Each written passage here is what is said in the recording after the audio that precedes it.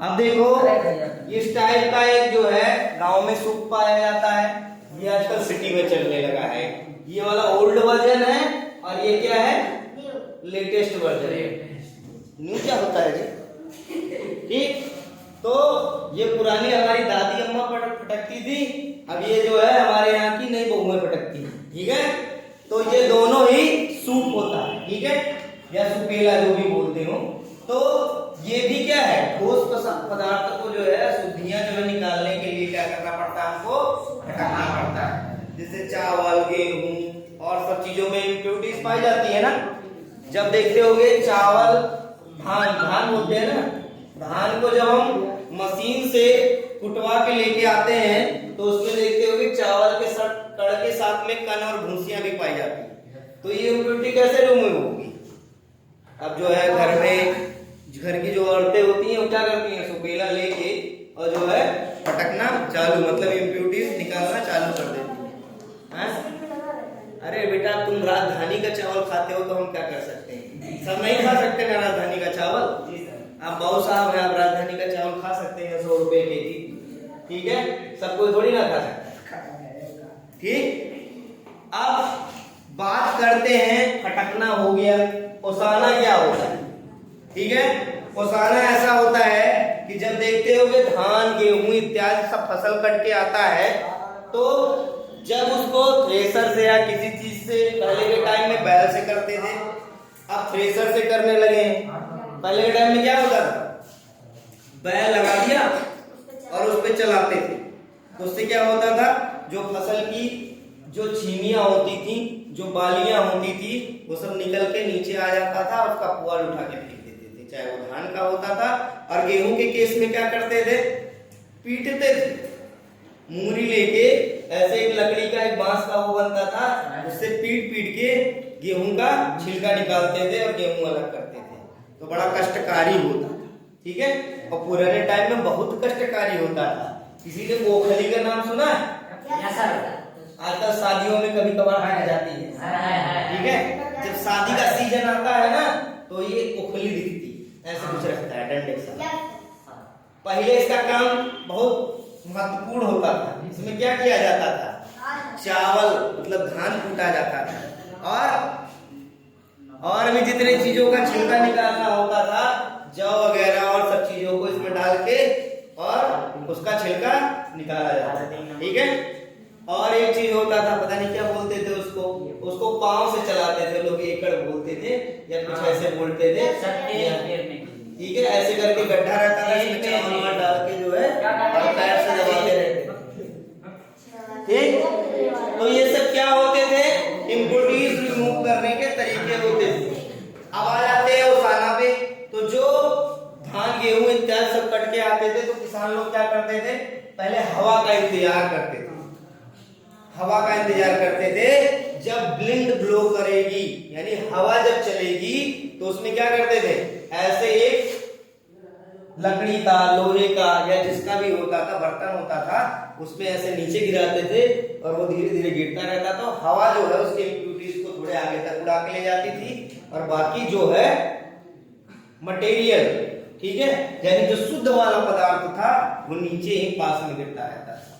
क्योंकि जो अशुद्धियां होती हैं वो ऑलवेज जो है मैक्सिमम टाइम क्या होती है, हल्की होती है तो वो आगे बढ़ जाती है, और जो ठोस पदार्थ होता था वो नीचे गिर जाता था।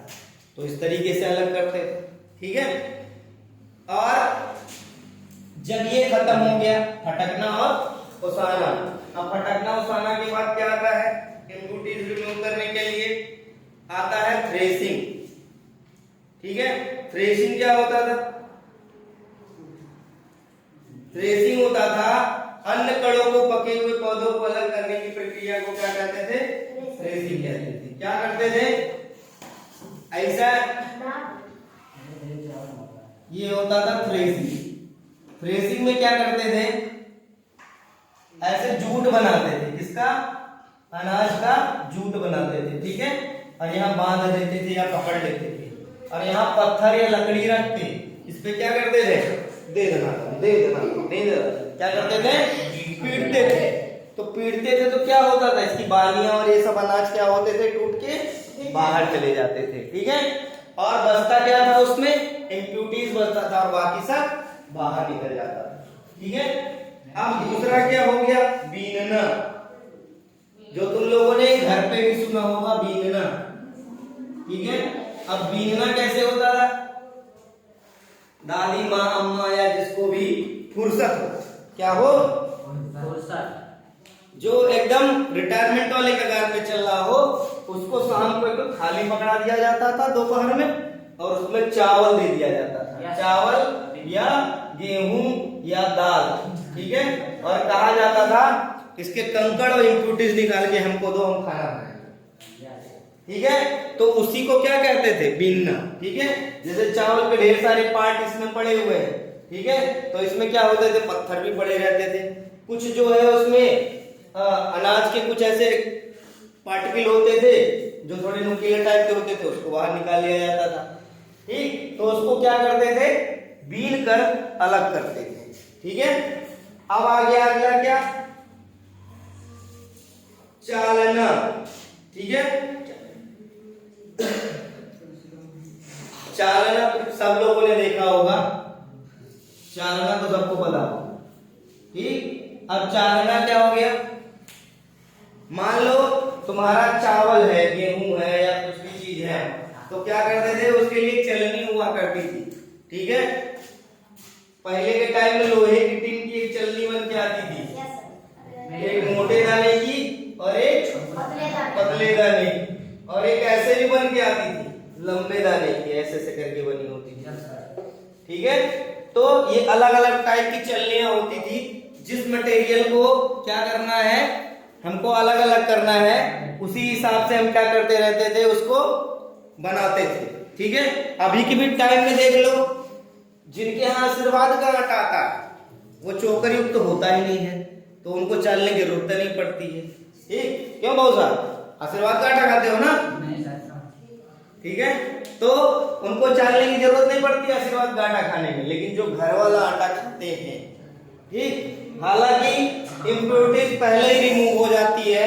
मैं तुम सभी लोगों को बोल रहा हूं कि जो रोटी खाई जाती है उसका आटा कभी मत चाला करो, जो चालना विधि है इसमें कभी मत चाला करो। अगर जो पहले ही गेहूं को शुद्ध कर लो, ताकि जो आटा तुम्हारा पिस के आता है, गेहूं पिस के आता है, उसको चालने की जरूरत ना पड़े, क्योंकि मैक्सिमम फाइबर और सबसे ज्यादा तुम्हारे प्रोटीन्स और ये सब चीजें किसमें पाई जाती है, उसके चोकर में। ठीक है, जो उसका ऊपर वाला पार्टिकल होता है, ठीक है, उस चोकर में पाई जाती है, और वही चोकर क्या करते हैं लोग, चलने लिए।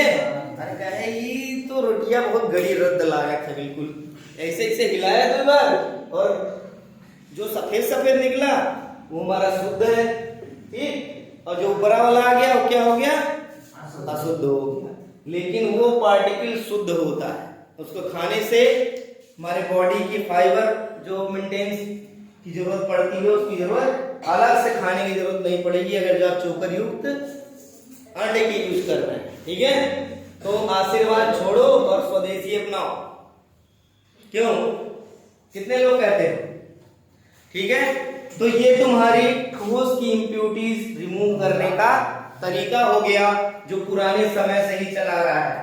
ठीक है भैया, आजकल तुम्हारी कंपाइन में और नए नए ट्रैक्टरों में तरह तरह की जालियां लग गई हैं, तो तुरंत ही फिल्ट्रेट करके दे देता है एकदम। देखो चांदी जैसा चावल निकला है, कैसा चावल निकला है, चांदी जैसा, एकदम चमक रहा है। ठीक है, लेकिन ऐसा नहीं है। ठीक है, मशीनिंग जितनी बेटरमेंट होती जाएगी, ठीक है, आपके जो शुद्धता है वो कम होती जाएगी।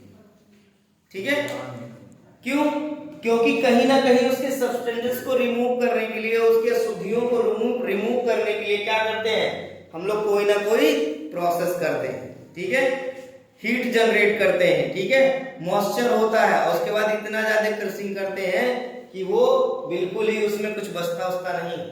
ठीक, तो इसीलिए कोशिश करो, ये तुम्हारे जो है पुराने मेथड से ही लोग सही करते थे। ठीक है।